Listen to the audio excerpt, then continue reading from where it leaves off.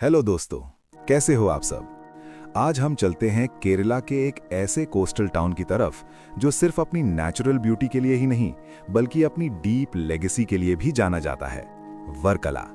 लेकिन उससे पहले वीडियो को लाइक करो, चैनल को सब्सक्राइब करो और शेयर करो ताकि ऐसे ही डीप एंगेजिंग हिस्ट्री ब्रेकडाउन्स आप तक आते रहें।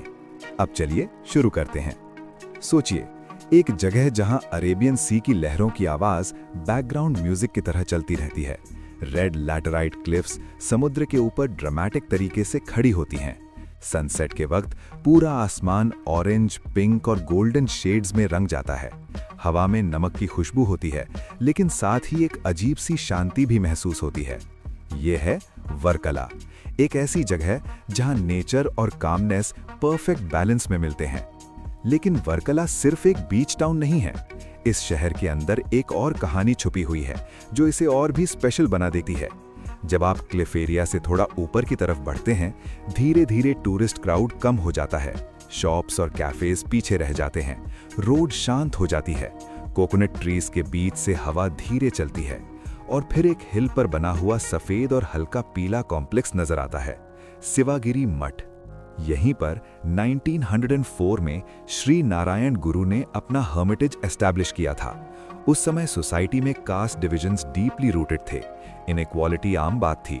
इसी बैकग्राउंड में उन्होंने यहां से एक पावरफुल मैसेज दिया, one cast, one religion, one God for Mankind. ये सिर्फ एक स्पिरिचुअल लाइन नहीं थी, ये एक सोशल रिफॉर्म का फाउंडेशन था जो इसी पीसफुल हिल से शुरू हुआ। जब आप शिवागिरी कैंपस में एंटर करते हैं, सबसे पहले जो चीज फील होती है वो है साइलेंस। लेकिन ये खाली साइलेंस नहीं होता, ये डिसिप्लिन्ड और मीनिंगफुल साइलेंस होता है। White multi tier terraces, clean pathways, greenery और कोकोनट ट्रीज के बीच गिरती हुई सनलाइट सब मिलकर एक सीरीन एटमॉस्फेयर क्रिएट करते हैं। कैंपस के बीच में बना है शारदा टेम्पल। ये टेम्पल ऑक्टागोनल शेप में डिजाइन किया गया है और गॉडेस सरस्वती को डेडिकेटेड है, जो नॉलेज और विजडम का सिंबल मानी जाती हैं।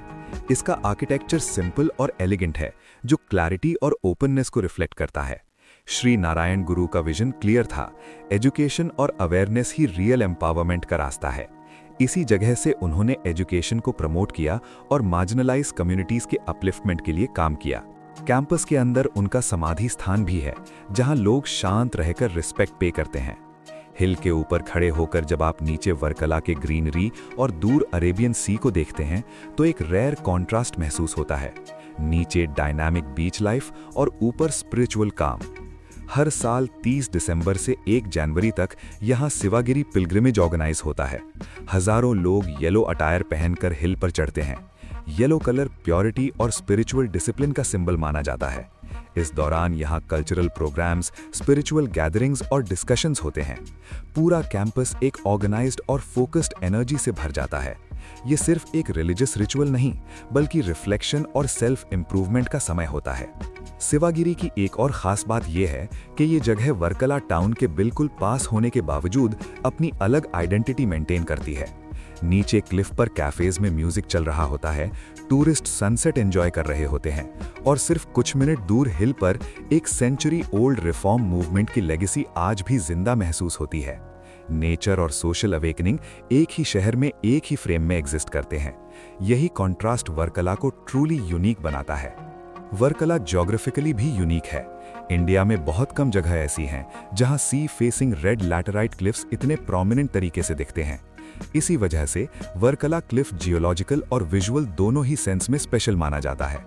यहाँ पापानासम बीच भी है, जिसे सेक्रेड माना जाता है, क्योंकि लोकल बिलीफ के मुताबिक यहाँ स्नान करने से पाप धुल जाते हैं। टूरिज्म, स्पिरिचुअलिटी और लोकल कल्चर यहाँ एक साथ कोएग्जिस्ट करते हैं और शायद इसी बैलेंस की वजह से वर्कला सिर्फ एक डेस्टिनेशन नहीं, बल्कि एक लेयर्ड एक्सपीरियंस बन जाता है। अब जब आप हिल से नीचे उतरते हैं और टाउन की तरफ वापस आते हैं, तो आप पहुंचते हैं वर्कला शिवागिरी रेलवे स्टेशन पर। प्लेटफॉर्म पर खड़े होते ही वाइब कंप्लीटली चेंज हो जाती है। अनाउंसमेंट्स की आवाज, ट्रेन्स का रिदमिक अराइवल और डिपार्चर, लोग अपने बैग्स के साथ वेट करते हुए, सब कुछ मूवमेंट और कनेक्शन का सिंबल लगता है। ये स्टेशन सदर्न रेलवे जोन के अंडर आता है और तिरुवनंतपुरम डिस्ट्रिक्ट का सेकंड बिजिएस्ट स्टेशन माना जाता है। 2005 में इसका नाम ऑफिशियली वर्कला सिवागिल रखा गया ताकि सिवागिरी की लेगेसी हर रोज हजारों लोगों तक पहुंचती रहे। जब भी अनाउंसमेंट होता है वर्कला सिवागिरी, तब एक हिल का नाम प्लेटफॉर्म पर एको करता है। एक तरफ हिल है जहां इक्वालिटी का मैसेज दिया गया था और दूसरी तरफ रेलवे स्टेशन है जो अलग अलग शहरों से लोगों को जोड़ता है। वर्कला को अगर आप सिर्फ एक बीच डेस्टिनेशन समझते हैं तो आप सिर्फ आधी कहानी देख रहे हैं। रियल वर्कला तब समझ आता है जब आप हिल पर खड़े होकर हवा महसूस करते हैं, टेम्पल की शांति सुनते हैं और फिर नीचे रेलवे स्टेशन की एनर्जी देखते हैं।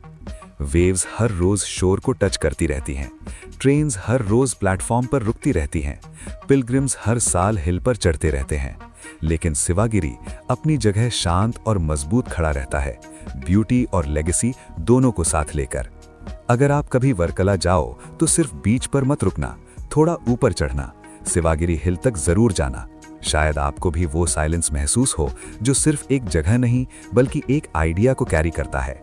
अगर आपको ऐसी सिनेमैटिक और मीनिंगफुल स्टोरीज पसंद आती हैं तो वीडियो को लाइक जरूर करिए, चैनल को सब्सक्राइब करिए और इसे शेयर करिए। और कमेंट्स में बताइए, अगर आप वर्कला जाते तो पहले बीच एक्सप्लोर करते या सिवागिरी हिल पर चढ़ते। तब तक के लिए bye bye. Thank you for watching.